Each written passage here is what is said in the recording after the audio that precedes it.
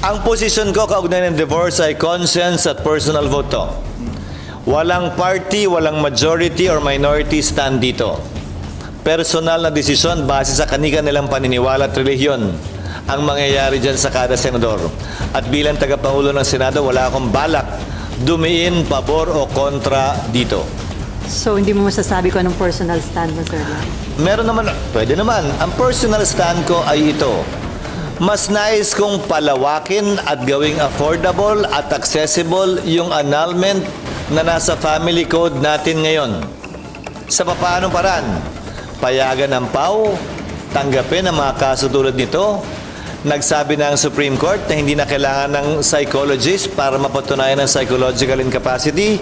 At pangatlo, para mas maliwanag, i-define ng Kongreso ano-ano nga ba ang psychological incapacity.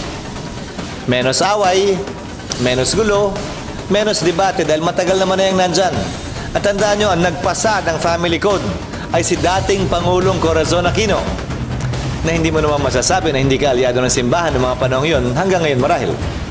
Sir, okay, may... So, may paraan na ganun.